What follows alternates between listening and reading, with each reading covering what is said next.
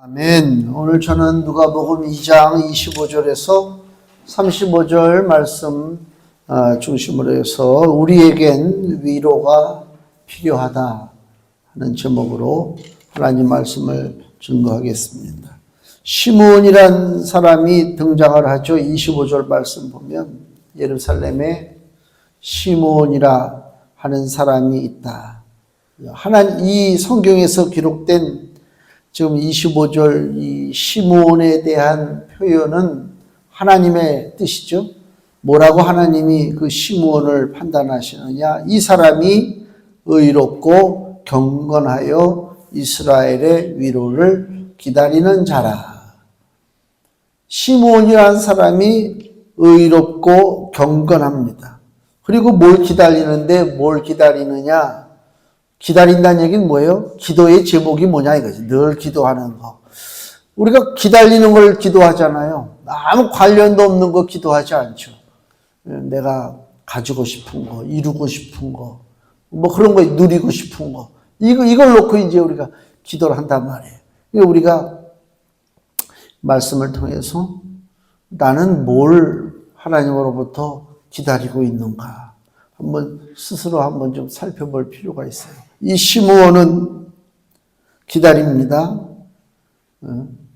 요새 주식이 많이 올라서요. 저도 막 돈 있으면 막 사고 싶더라니까. 야, 이거 막차 타는 거 아니야, 이거? 진작 한 코스피 5천 됐을 때 샀으면 지금 8천까지 됐다고 떨어졌다고. 막 그런 마음이 들잖아요. 그래서 막 기다리잖아요. 거기만. 요새 직장에서 저는 주식을 모르는데 오후 3시 몇 분이 주식이 뭐가 끝나는 시간인가? 그래서 그 시간 되면 직장 사무실에 그 자리에 사람이 없대. 다 화장실로 몰려가가지고 이거 보고 있는 거예요. 문화가. 온통 거기에만 글쎄 과연 이게 옳은 건지 건강한 건지 모르겠습니다. 제가 볼 때는 좀 비정상이라고 봐요.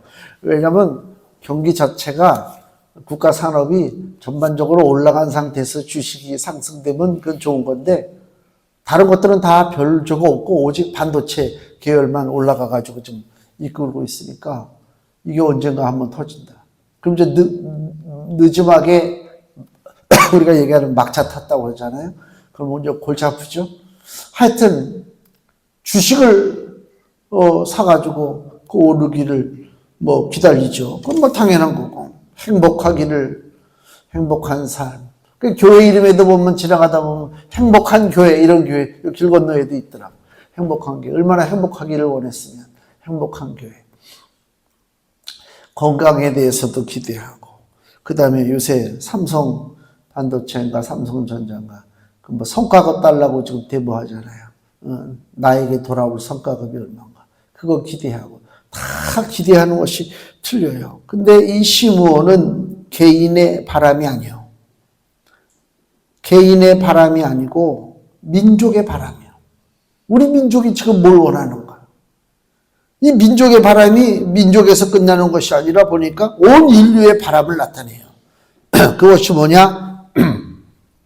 25절에 기록된 것처럼 이스라엘의 위로다.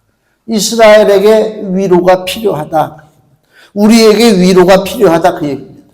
그 위로를 바라보는 거예요. 그러니까 시므온은 하나님의 성전을 떠나지 아니하고 기도하는데 그 기도의 제목이 뭐냐? 이 땅에서 어떻게든지 간에 성공하고 땅을 좀 많이 사고 자식들이 좀 잘 되고 든든하고 이게 기도 제목이 아니죠? 이스라엘의 위로예요. 그 사람 바본가? 왜 자기 가족을 놓고 먼저 기도해야지? 하나님이 그 가정의 문제를 모르겠어요. 그죠?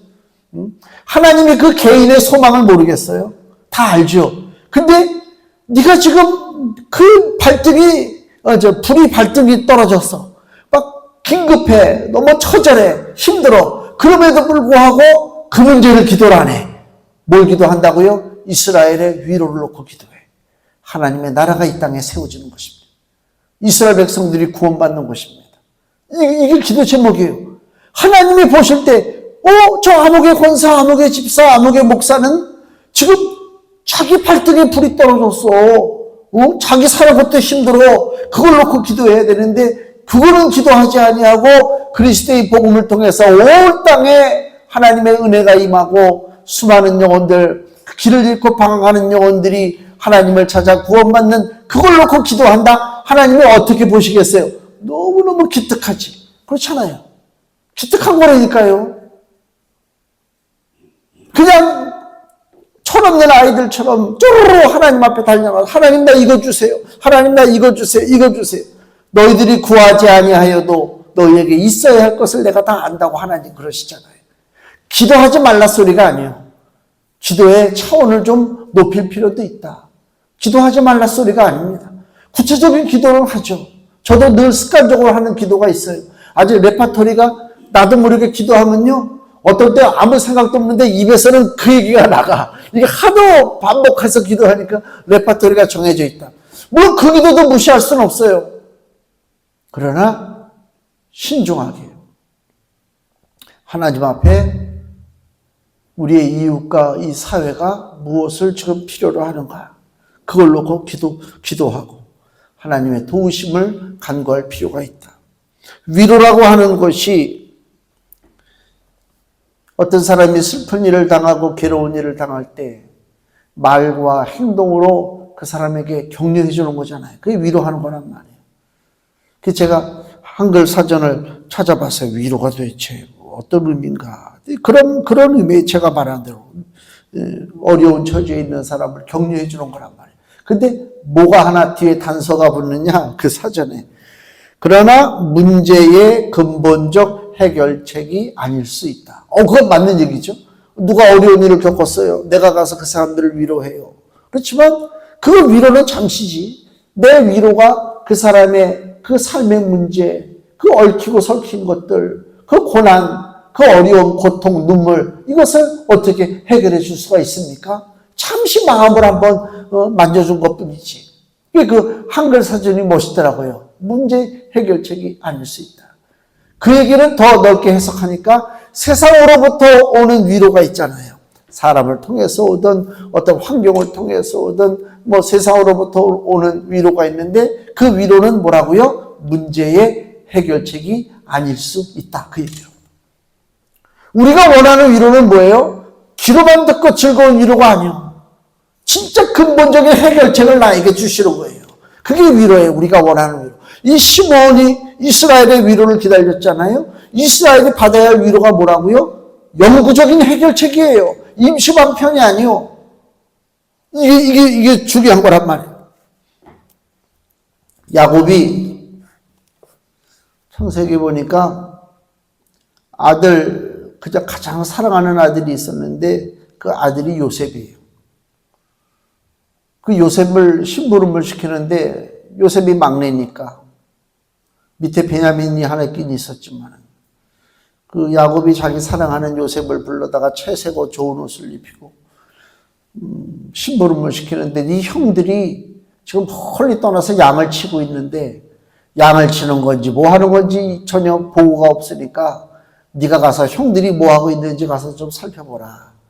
그러니까 요셉이 아버지 야곱의 말을 듣고 형을 찾아서 가잖아요. 갔는데 형들이 자기를 반겨줄 줄 알았는데 반겨주기는커녕 요놈 무새끼 아버지한테 이르기만 하고 혼자서만 좋은 옷 입고 다니는 놈 요놈을 우리가 없애버려야 되겠다. 형들이 그러잖아요. 그래갖고 멀리서 오는 요셉을 잡아다가 구덩이 물 없는 구덩이에다 집어넣고 거기서 있다가 나중에 저 애굽으로 노예로다가 팔아버리는 사건이 벌어지잖아요.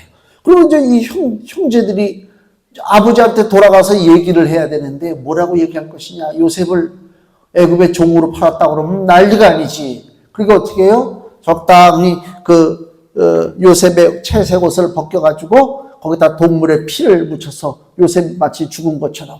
그래서 그 피 묻은 옷을 가지고 아버지한테 가죠. 그러니까 참 자식들이 못된 놈들이야. 못을 박아도 그렇게 가슴에 못을 박아. 그래서 자기 아버지한테 가서 아버지 이 옷 좀 오는 길에 주웠는데 이 옷이 혹시 요셉의 옷이 아닌가 좀 보세요. 이렇게 뻔뻔하게 그랬단 말이야. 야곱이 그걸 보니까 자기가 가장 사랑하는 아들에게 준 귀한 옷이잖아요. 그 귀한 옷이 갈기갈기 찢어져 있고 피가 묻어 있으니까 아이고 내 아들 요셉이 죽었구나.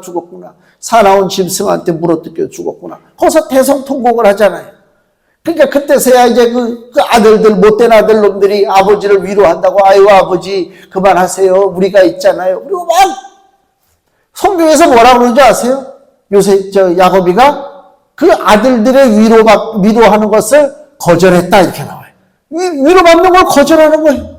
아무 소용없지. 나에게 이미 상황이 벌어졌는데, 내 아들이 죽었는데, 또 다른 아들들이 걱정하지 마세요. 그렇다고 걱정이 안 되나? 이게 세상이 주는 위로란 말이에요. 야곱이 거기서 세상으로부터 오는 자기 자식들, 거짓된 놈들로부터 오는 위로받기를 거절했다. 세상으로부터 오는 위로가 우리에게 별 그렇게 힘을 줄 수는 없다. 또 하나는요, 더 좀 확대된 이야기인데, 시편에 보면 시편 77편을 보세요. 한번 펼쳐놓고 보세요. 구약성경 857페이지. 여기가 시편 77편인데요. 구약성경 857페이지. 여기 시편 77편 2절을 보세요. 2절에 뭐라고 되어 있냐면, 나의 환난 날에 내가 주를 찾았으며 밤에는 내 손을 들고 거두지 아니하였으며 내 영혼이 위로받기를 거절하였도다. 여기도 시편 기자가 위로받는 걸 거절해요. 환난 날에 하나님을 찾았어요. 밤새도록 손을 들고 기도했어요. 근데 내 영혼이 위로받기를 거절했어요. 혹독한 상황이죠. 지금 무슨 환난을 당하는지 모르지만 혹독한 상황 속에서 이 시편 기자는 지금 뭐예요? 사람으로부터 오는 위로뿐만이 아니라 하나님이 주시는 위로도 다 지금 헛되게 느껴지는 거예요. 내 영혼이 위로받기를 거절하는 거예요. 너무 어려우니까. 또 시편 77편 7절에서 9절 말씀 보세요. 왜 그가 하나님으로부터 오는 위로도 거절하는가? 주께서 영원히 버리실까? 다시는 은혜를 베풀지 아니하실까? 이제 마음에 의심이 생기기 시작한 거예요. 하나님을 향하는 의심이요. 주님이 나를 버리실까? 하나님이 이제 은혜를 나에게 베풀지 아니할까? 또 8절에 그 인자하심이 길이 다하였는가? 하나님의 사랑이 이제 끝쳐졌는가? 그 허락을 영구히 폐하셨는가? 하나님이 나에게 주시는 은혜가 있고 복이 있는데 그것을 이제 다 폐하셨는가?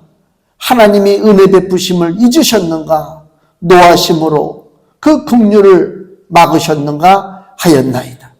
이게 우리가 어려울 때, 힘들 때 더 믿음이 강해져야 되죠. 그래야 그 위기를 극복하고 나가잖아요.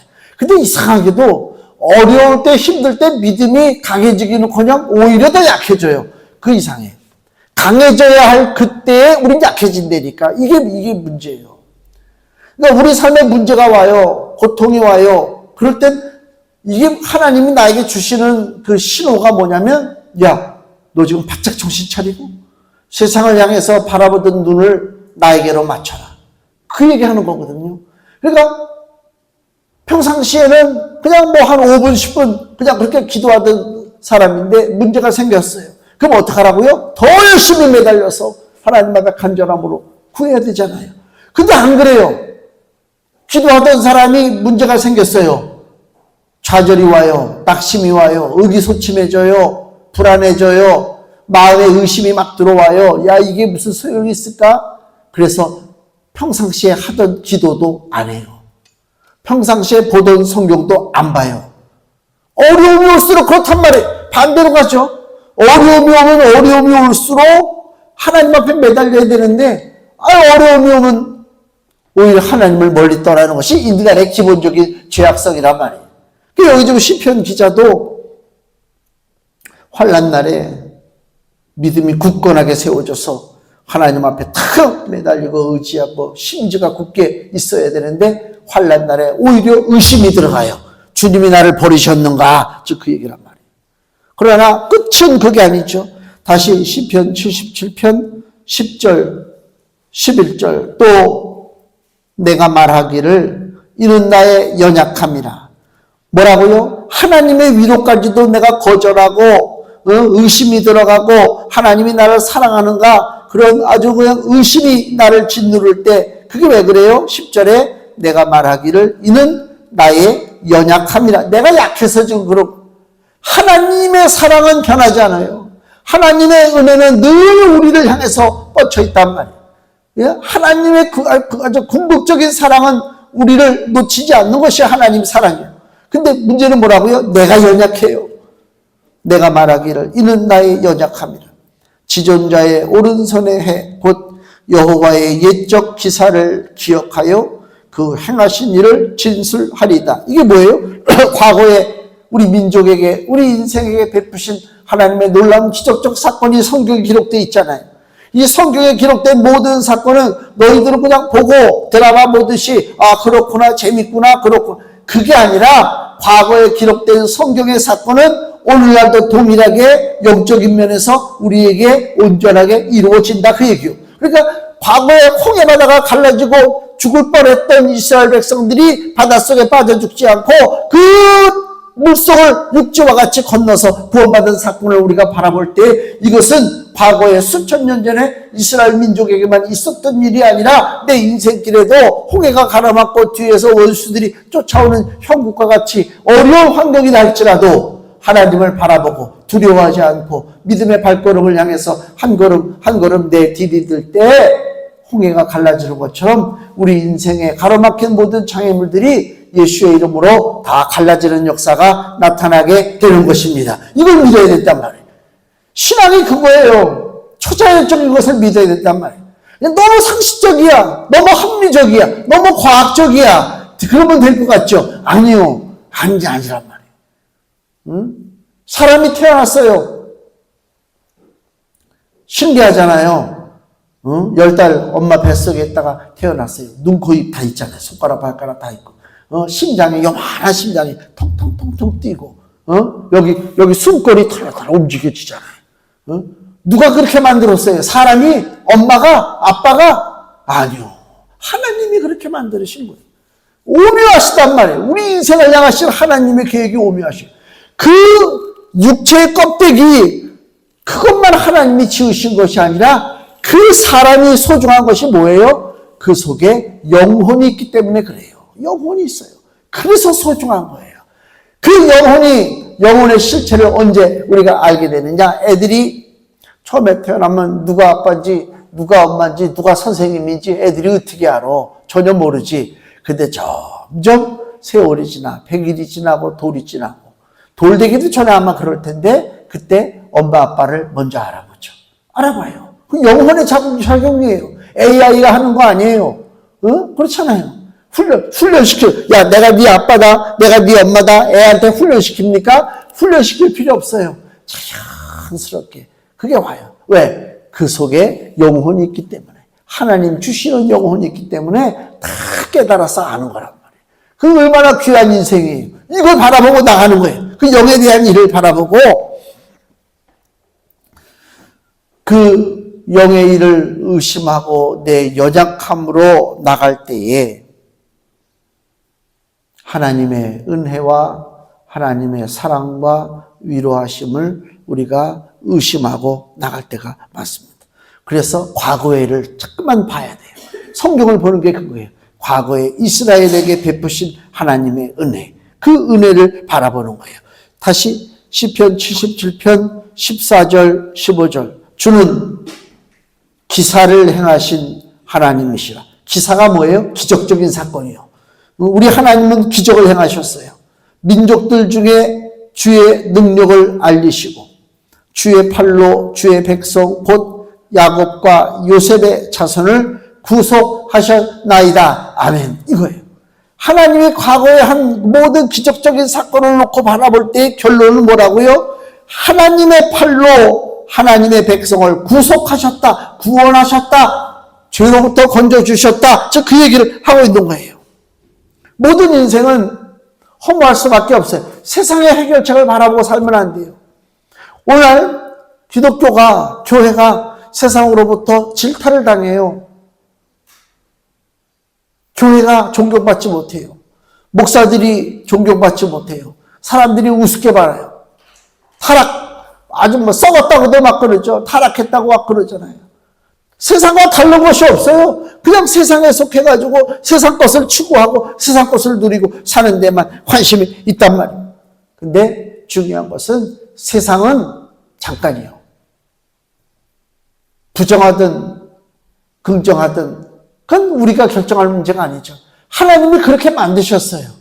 세상의 삶은 잠깐이요. 그걸 깨닫지 못하고 살기 때문에 이 땅에서 각종 사건이 벌어지고, 그 요새 다들 건강한 몸들을 지녀서 그런가 옛날에는 60만 되면 호호 할아버지잖아요. 60 노인 되잖아요. 지금은 무슨 사건들 보면요, 60대 남자들이 이렇게 사건을 많이 저질러대, 이놈들이. 예? 난 텔레비전 보면서 나보다 나이들이 나오잖아요. 아무게 60 몇 세 이렇게 나와. 나보다 나이가 어린 게 나와서 막 설치되면 자식이 말이야, 나이도 어린 게. 내가 그런 버릇이 생겼어. 아, 한참 어린 것들이 무슨 노인네 행사하고 막 어떻대. 근데 하여튼 60이면요 이순이라고 그러나? 하여튼 그 하늘의 소리에 귀를 기울이고 사람이 좀 차분해지고 이치를 좀 알고 좀 이래야 되잖아요. 뭔가 좀 점잖하고 차분하고. 아니 60이 넘었는데도 말이야, 가끔 보면은 뭐 사귀다가 헤어진 여자 집에 찾아가서 뭐 60대 됐는데도 사귀는 거 보면 대단해. 너무 좋은, 뭐 이렇게 좋은 걸 먹어가지고 이렇게. 응? 그러니까 쓸데없는 신만 넘치니까 가서 시비 걸고 싸우고 뭐 하고, 그런 일들이 벌어지잖아요. 이게 김세레나를 알면은 이제 오래된 세대고, 모르는 사람들은 이제 젊은 세대야. 김세레나가 성주풀이라고 하는 그 민요를 불렀는데, 그거 아세요? 성주풀이가, 제가 이제 말씀을 전하면서 인생의 허무함이 참, 좀 잘 표현된 게 뭘까. 근데 갑자기 성주풀이 노래가 생각나더라. 내가 옛날엔 그런 걸 좋아했었나 봐요. 국민학교 때도요, 우리가 세를 살았는데, 국민학교 때 학교 갔다가 집에 오면은 우리 그 안채에 사는 그 주인, 그 할아버지, 우리랑 같은 성을 썼는데, 그러니까 동네 애들은 그 할아버지가 진짜 내 할아버지인 줄 알았어. 같은 성을 쓰는 그 할아버지가 날마다 그 내 겉돌판에다가요, 그거 뭐 깽깽깽깽깽 하면서 하는 그 타령이 있어요. 그걸 많이 들으니까 나도 모르게 그게 좋아지는 거 있죠. 이게 참 환경이. 성주풀이가 뭐냐면 무당이 부르던 노래예요. 성주신. 집안에 가장 높은 신이 성주신이라고 그래가지고 그 성주신을 모시고 거기서 이제 뭐 제사하고, 우리나라가 그랬대요. 예전에 우리도 어렸을 때 우리 집에 보면은 저 위에 선반 위에다가 밥을 갖다 이렇게 말아가지고 숟가락 꽂아놓고 뭐 그런 걸 내가 본 기억이 나요. 우리 집도 보통 무상 숭배한 집이 아니에요. 우리 본집이, 외갓집 말고. 근데 성주풀이가 그렇게 이제 무당들이 성주신을 놓고 이제 하는 건데, 그게 이제 점점 이렇게 인기가 없고 퍼지다 보니까 민요가 된 거예요. 거기에 보면 그런 가사가 있어요. 낙양성 십리하에. 낙양성은 저 중국의 당나라 수도인. 낙양성 십리하에 높고 낮은 저 무덤은, 그 공동묘지가 있었나 봐. 그 십리 바깥에. 높고 낮은 저 무덤은 영웅호곤이 몇몇이며. 영웅호곤 알죠? 아주 힘자랑하고 무술을 자랑했던 그런 사람들. 그 영웅호곤이 몇몇이며 절세가인이 그 누구냐. 그게 뭐예요? 저 무덤들을 보니까 영웅호곤도 필요 없고 절세가인도 필요 없다. 우리네 인생 한 번 가면 저기 저 모양 될 터이니. 야, 이거 참 심각한 노래지. 인생의 허무한 거예요. 그래서 에라 만수 막 그러잖아. 노새 젊은 옷에 늙어지면 못논하니. 야, 이게 처절한 거. 옛날에 몰랐어요. 옛날에는 무슨 노새 젊은 옷에 늙어지면 못논하나, 젊어서 열심히 일해야지 말이야. 국가가 발전하려면 젊어서 열심히 일해야 돼. 그런 분위기로 살았었거든요. 지금 딱 들으니까 나한테 딱 맞는 노래 같아. 야, 노새. 이게 힘이 있어야지, 힘 없으면 돌아다니지도 못해. 그렇다고 이거 오해하시면 안 돼요. 무조건 놀러 다니라 소리가. 다른 사람들이 보면 무슨 목사가 저 따위 소리 하나. 우리 몸이 그렇잖아요. 어쩔 수가 없어요. 나이 들어서는 어디 가기도 힘들어요. 나이 들어서 우리 어느 목사님이 저 중국의 장각인가 거기 갔다 오셨다는데, 거기 장각에 가면 저 자식들이 부모님들 효도 여행 보낸다고 장각에 여행 패키지로 보냈잖아요. 그럼 다 거기 가서 자식들 욕하고 있대. 이놈의 새끼가 내가 지금 무릎이 지금 아파 죽겠는데 오르락 내리락 이런데 여행 보냈다고 막 그런 얘기가 있더라고요. 인생은요, 내가 무슨 발버둥 치고 붙잡고 애쓰고 뭐 정신 바짝 차려야지 그런다고 그 세월을 묶어둘 수 있습니까? 안 돼요. 안 돼요. 그냥 흘러가요. 마지막까지 흘러가요. 그 얘기는 뭐예요? 나라고 하는 존재는 보잘것 없는 존재예요. 나라고 하는 존재는 내가 누구를 위로할 수 있는 존재가 못 돼요. 나도 그 세파의 물살에 휩쓸려 가서 정신이 없잖아요. 뭔가를 잡아야 되는데 뭘 잡아야 될지 정신이 없어. 그래서 내가 누구를 어떻게 위로를 해? 우리의 인생을 위로하실 분이 누구냐 이거야. 십자가 예수 그리스도 외에는 우리를 위로하실 분이 없어요. 그거를 알고 그 복음을 전하는 것이, 그것이 합당한 믿음의 사람들의 자세다. 사망의 세력에 붙잡혀가지고 종노릇하는 인생에게 주는 참된 위로가 뭐냐? 구원받는 거예요. 구원, 속량이라고 그러죠. 예수 그리스도의 피값을 치르고 우리를 죄와 사망, 저주에서 건져내는 거예요. 이것이 이루어지지 않으면 저주예요, 저주. 어렸을 때 국민학교도 들어가기 전에 내가 살던 그때 고척동에서 살았었나. 그 동네에 어느 분이 돌아가셨어요. 그래서 상여차가 와요, 상여차가. 하얀 상여차가. 사람들이 막 울고 그냥 막 옛날에는 그 더 이렇게 막 옷을 막 무슨 뭐 집 같은 걸로 다 해가지고 머리에도 이고 막 아주 굉장하잖아요. 집신도 싣고 그래요. 그럼 막 상여 그 차 밑에 관 들어가는데 막 저 어린 눈으로 보는데 막 울고 그래. 나는 어떻게 보는 줄 아세요? 하나도 안 슬퍼. 이건 딴 나라 이야기야. 그렇잖아요. 아, 그렇구나. 아이고, 그렇구나. 그래, 어린 나이에. 근데 인생이 흘러가니까 그게 아니잖아. 이게 점점. 야, 이거 무서운 거예요. 누가 나를 이 사망의 몸에서 건져내랴. 사도 바울이 애처롭게 간구하잖아요. 누가 나를 이 사망의 몸에서 건져낼 수가 있겠느냐. 이 구원에 대한 문제가 해결되지 않으면 그 인생은 비참한 거예요. 단지 육신이 죽고 살고 이 문제가 아니에요. 이건 성경에서 얘기하는 것은 뭐냐면 2번 죽잖아요. 한 번 죽는 게 아니에요. 그래서 다시 우리가 영으로 부활해서 내 육과 결합돼 완전한 구원의 삶을 누려야 되는데 이 구원의 삶이 약속되지 못한 인생은 불쌍한 거예요. 너무 불쌍하지.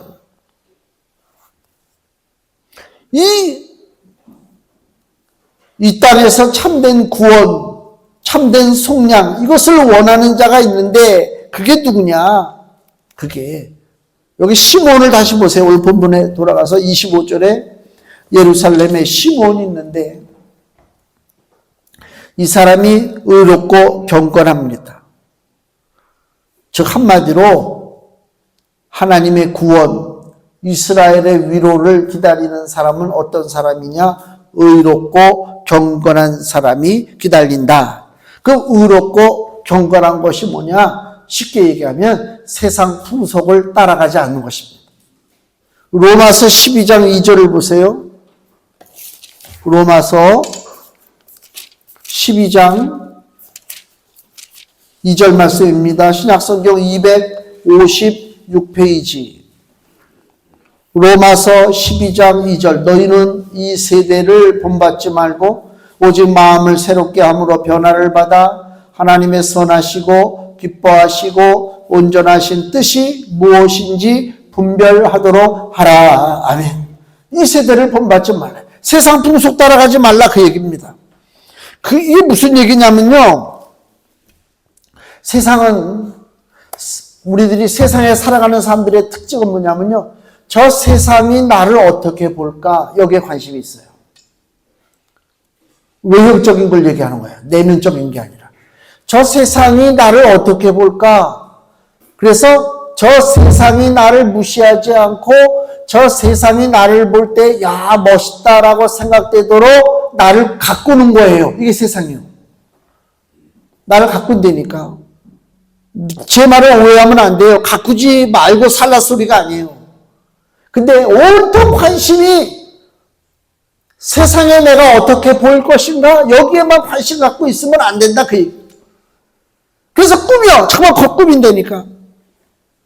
지금 보면요 기생오랩이란 말 있잖아요. 옛날에 왜 기생오랩이라고 그랬는지 몰라. 아주 그냥 예쁘장하고 깔끔하고 그걸 기생오랩이라고 그러나? 하여튼 그렇죠. 기생오랩이가 있어요. 꼭 기생오랩이 같이 생겨가지고 아주 그냥 뭐 단정하지. 근데 제가 그전에는 그 건달들 그 직업도 없이 그냥 여자한테 붙여 먹는다고 그러나? 붙어 먹는다고 그러나? 뭐 그런 사람들 기생오랩이라고 막 그랬거든요. 지금 제가 이렇게 보니까요. 기생오랩이들이 너무 많아. 연예인들도요. 하고 나오는 거 보면 우리나라 연예인들 특히 그래. 얼마나 외모를 가꾸는지 광채가 나. 광채가. 그 사람들이 그래요. 공항에서 저 연예인들을 만나면 다르대. 뭐가 다를까? 얼마나 가꿨길래 다를까? 걔네들은 그 맛으로 가꾸는 거야. 나는 달러. 그리고 가꾸는 거야. 그러니까 내가 볼 땐 기생오랩이야. 연예인이 기생오랩인 거는 또 뭐 그래. 요새는요, 정치하는 사람들도 이렇게 보면 다 기생오랩이 같아. 얼마나 잘 가꾸고 다니는지 몰라. 아니, 국가와 민족을 위해서 일하는데요. 내가 이렇게 얘기하면 황 목사 사회주의인가 또 그럴까봐 겁나는데. 나는 사회주의가 아니에요. 근데 그 중국의 그 인민복이라는 게 있어요. 모택동이가 입었던 인민복. 그 인민복이 왜 그래요? 꾸미지 말자. 인민들을 위해서 우리가 봉사해야 되는데 무슨 꾸미고 사느냐. 그래서 인민복을 입어야 넥타이 안 매요. 시진핑이 이번에 보니까 넥타이 맸어요, 안 맸어요? 양복 입을 때는 맸겠지. 인민복 입으면 안 맨다니까, 김정은이도 그렇고. 그게 진심이 아니지, 물론. 자기들은 다 속으로 누리면서 백성들에게 우리는 나를 안 꾸미고, 나를 희생하고, 우리 인민들을 위해서 일한다라고 하는 그걸 보여주려고 꾸미지 않는 옷을 입고 돌아다닌단 말이에요. 반대로 우리는 백성들을 위해서 일하고 지역을 위해서 일한다고 하는데 얼마나 잘 꾸미고 돌아다니는지는 몰라요. 기생오랩이가 너무나 많단 말이에요. 기생오랩이가 연예인들이 많고 정치하는 사람들이 많은 건 또 내가 이해를 해. 요새 목사들도 기생오랩이가 많아. 내가 딱 설교 방송을 이렇게 보면 야 진짜 근데 누가 또 나를 보고 네가 기생오랩이다 그러면 안 되는데 응? 기생오랩이 같은 세상 풍속을 따라간다. 중요한 것은요, 세상이 나를 어떻게 보느냐가 아니라 하나님이 나를 어떻게 보느냐. 하나님이 나를 어떻게 보느냐. 그래서 의로운 것에 대한 예수님의 판단을 우리가 봐야 돼요. 마태복음 23장을 보세요. 마태복음 23장 1절 말씀입니다. 예수님을 어떻게 보시느냐? 마태복음 23장 1절. 이에 예수께서 무리와 제자들에게 말씀하여 가라사대 서기관들과 바리새인들이 모세의 자리에 앉았으니 이 서기관과 바리새인들은 성경 박사, 율법 박사죠. 아주 성경에 대해서 모르는 게 없고 모세의 율법에 대해서 모르는 것이 없어요. 그들이 모세 자리에 권위 있는 자리에 앉았어요. 그러므로 3절에 무엇이든지 저희 말하는 바는 행하고 지키되 저희의 하는 행위는 본받지 말라. 저희는 말만 하고 행치 아니하며 말만 한단 말이에요. 무거운 짐을 묶고 사람의 어깨에 지우되 자기는 이것을 한 손가락으로도 움직이려 하지 아니하며 일을 하지 않습니다. 말로만 합니다. 이 서기관과 바리새인들이 그렇다는 것입니다. 행위를 본받지 말라고 예수님 그러죠. 왜? 그들의 행위는 무슨 행위? 하나님이 보는지는 관심 없는 행위. 네. 그래서 여기 다시 15절, 마태복음 23장 15절. 화 있을진저 외식하는, 겉만 꾸미는 거예요. 외식하는 서기관들과 바리새인들이요, 너희는 교인 하나를 얻기 위하여 바다와 육지를 두루다니다가 생기면, 전도한다고 막 떠들어댔죠. 그래서 교인을 얻어요. 교인이 생기면 너희보다 배나 더 지옥 자식이 되게 하는도다. 왜? 교인을 얻었는데 그 교인이 더 지옥 자식이 됩니까? 보고 배우는 게 거짓을 배우니까, 목사의 거짓을 배우니까, 서기관과 바리새인들의 거짓된 것만 배우니까 하나님이 어떻게 보느냐에는 관심이 없고 세상이 나를 어떻게 보느냐, 그래서 꾸민단 말이에요. 멋지게 꾸미든. 그러니까 예수님이 이 서기관과 바리새인들의 의로운 것보다 너희들이 의롭지 않으면 안 된다. 마태복음 5장 20절 말씀. 마태복음 5장 20절. 내가 너희에게 이르노니, 예수님 말씀, 너희 의가 서기관과 바리새인보다 더 낫지 못하면 결단코 천국에 들어가지 못하리라. 예루살렘의 시므온은 의롭고 경건한 사람이에요. 의롭고 경건하다는 얘기 뭐라고요? 하나님이 나를 어떻게 볼 것인가를, 그걸 관심을 가지고 나를 가꿔야 돼. 세상이 나를 어떻게 볼 것인가 보지 마세요.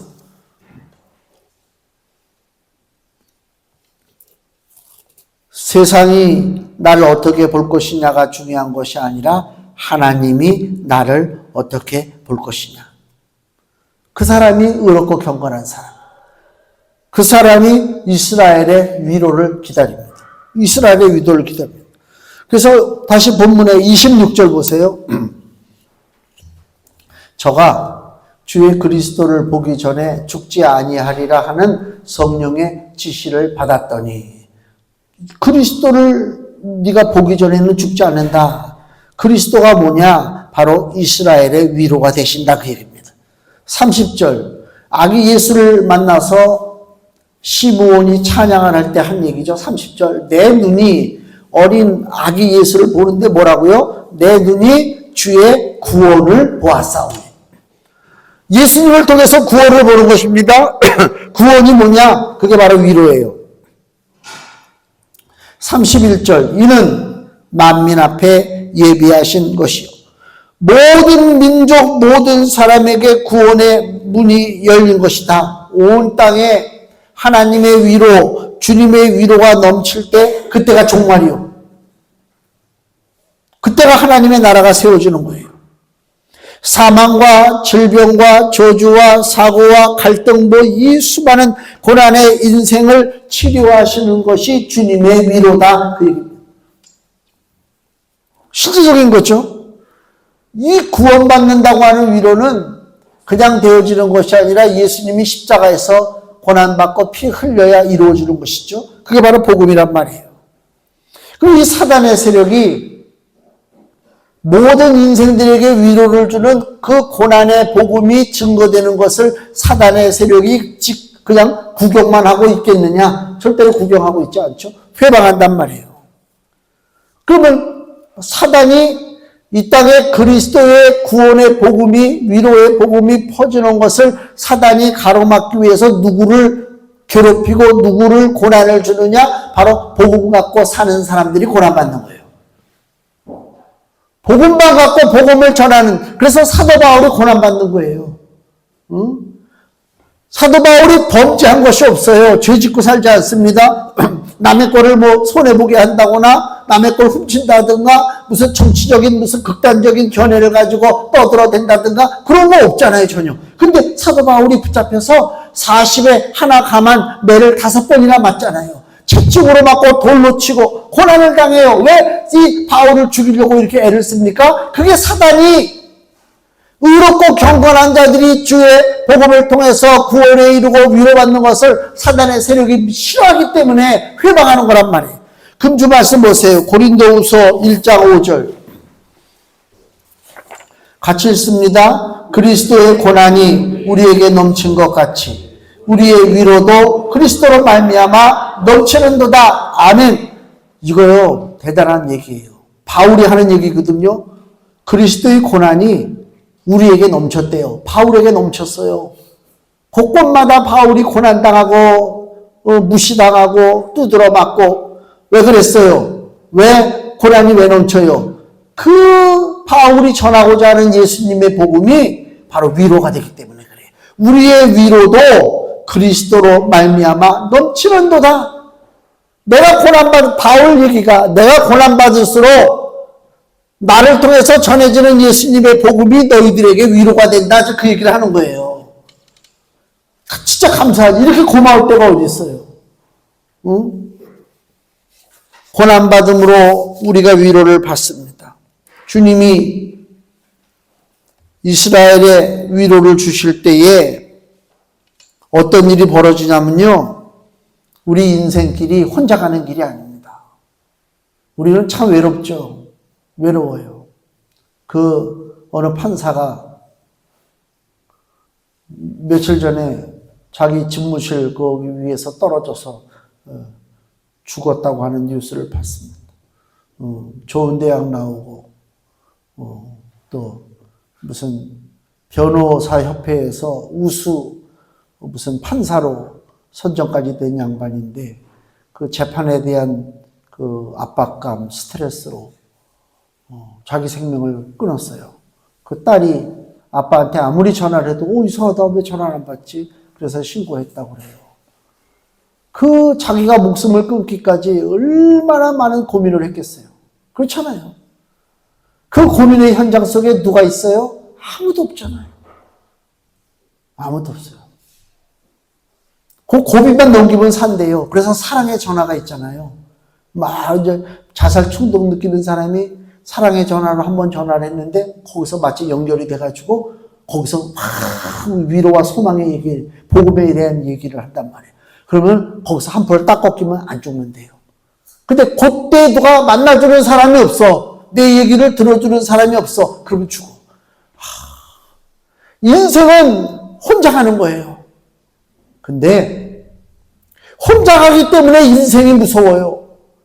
저는 우리 진경이 초등학교, 중학교 다니고 그럴 때 우리 진서는 좀 내가 덜했어. 좀 한번 겪고 나서. 생전에 애를 키워봤어야지. 그때는 또 애 하나니까 벌벌벌 떨어가지고 중학교, 고등학교 때도요. 학교에서 늦게 오면요. 학교 마다까지 쫓아 들어갔어요. 그리고 한 번은 안 와가 중학교 때 행신중학교 건물에 마다까지 들어가서 거기서 내가 목청이 크거든요. 황지겨 그러니까 애들이 다 창을 냈다 봐.